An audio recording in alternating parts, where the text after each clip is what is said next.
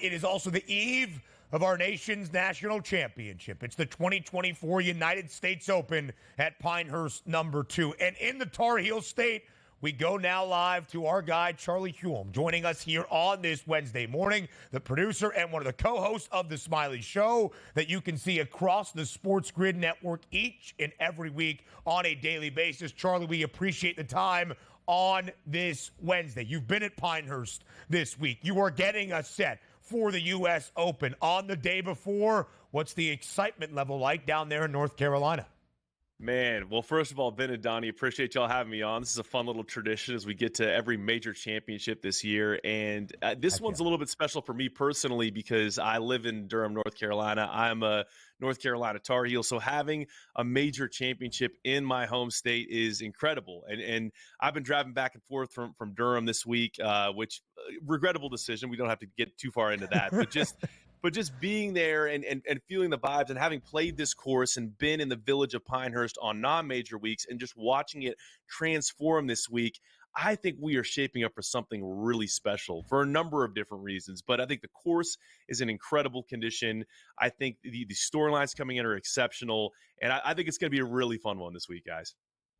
So, Charlie, you mentioned you've played this track before. You played Pinehurst No. 2 back in March. You have been on the grounds this week. And the USGA always likes to get a little tricky when it comes to the setup for the U.S. Open to make it its name, the toughest test in all of golf. What have you seen out of the course conditions this week? How do you think it will play for the best players in all the world? I mean, I thought it was difficult for mere mortals back in March when it was soft and coming out of dormancy with those Bermuda grasses. And I'm looking at it this week and I'm thinking, boy, oh boy, we might see some really high scores if you don't know how to play this course correctly. And I think the interesting thing about Pinehurst No. 2 is the two kind of main defense systems that the course has.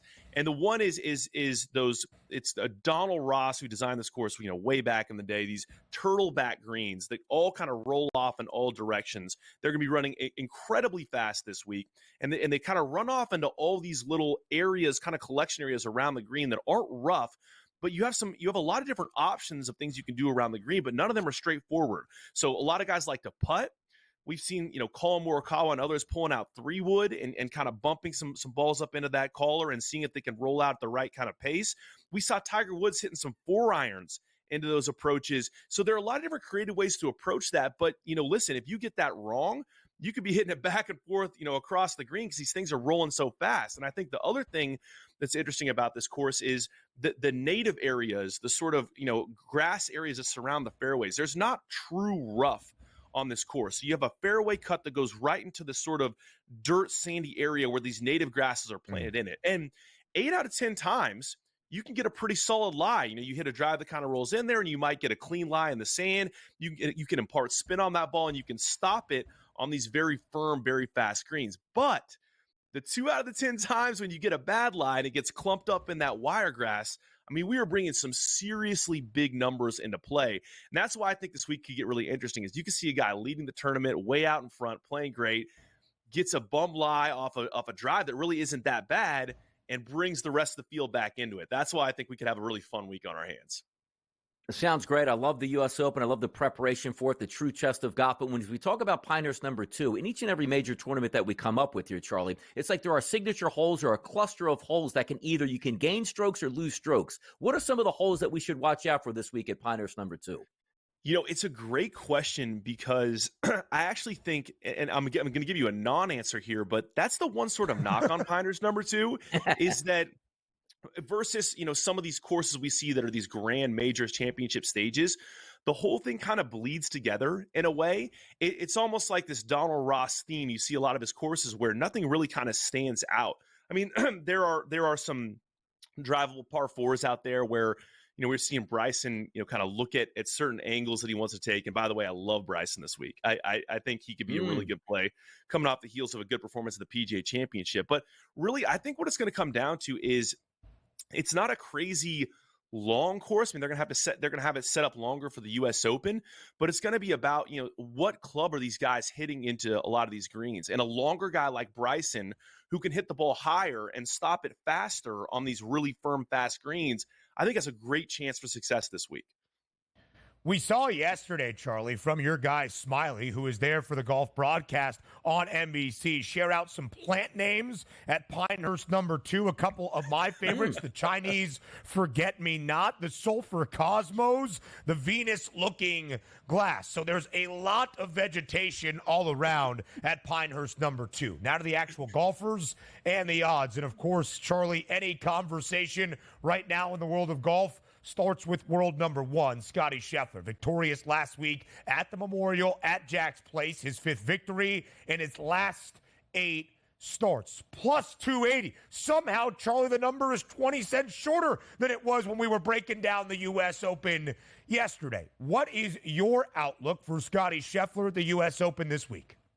I mean, I hate to kind of go against everything I just said, but I mean, I do think there's a chance we enter a very anticlimactic territory with Scottie this week where, there's everyone else, the best player in the field, short of Scottie Scheffler is maybe around a 3 or 4 under number. And there's Scottie out there at like 8 or 9, because that's just where we are with Scottie right now. I mean, his only weakness was the putter. And once he kind of got that shored up this year with his run of wins, I mean, the only thing that could stop him is the Louisville Police Department. It's really and truly insane. I mean, it's the golf he's playing right now. It just tee to green, and even some of these, he drives it so far, he drives it so straight, and then approach ball striking. It's the best thing we've seen since Tiger Woods. So for him, I think the only thing that derails him is if it gets tricky around the greens, and if maybe some of the shots, because he hits the ball high, but he likes to kind of change his approach angles and kind of flight the ball differently depending on the course he's playing. And so maybe if some of those approach shots don't hold the greens in the way he wants to, and he has some tricky pitches around the green, maybe he doesn't pull away from the field like I maybe expect him to, but he's a great player with the wedges around the green. I mean, he does everything well. And I think, honestly, the green speeds maybe benefit a guy like Scottie who's had some struggles on the green. It's one consistent speed, everything you have to have a ton of respect for, and you're just trying to lag it in a little, hula hoop right around the green where you can tap it in. And, I think there's a good chance you're with it.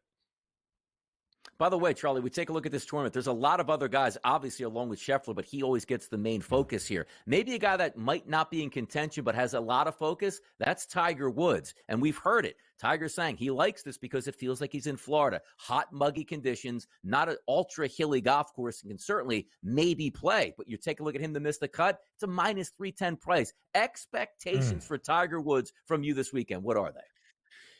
I think, and when we talked, he missed the cut of the PGA, and we were optimistic there. I think the problem there for him is we didn't know how much of a scoring fest it was going to be at Valhalla. And so all these guys could just run away from it, where a guy like Tiger, who maybe has trouble scoring, going deep at this level of his career, had a little bit of trouble keeping up.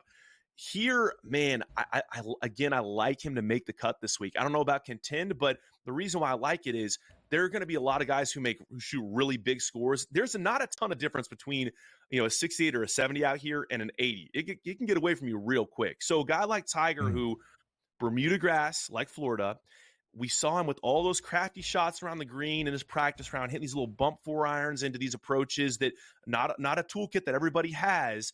I like Tiger to just basically on experience alone stay around it and make the cut this week. I think this course really does suit him well.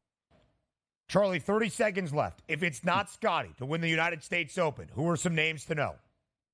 Colin and Xander, Colin Morikawa, Xander Schauffele playing great right now, but I love Bryson. I fall more and more in love with Bryson. Just bomb it up there, hit it higher than everybody else. He's a mad scientist. I love this track for him this week. Wow. Ludwig? No Ludwig love? Ludwig over there. Ludwig's long and straight. Charlie, that's your guy. You That is my correctly guy. predicted that Ludwig would be in major contention. We love it, Charlie Hulme. Thank you so much. More on the early line up next.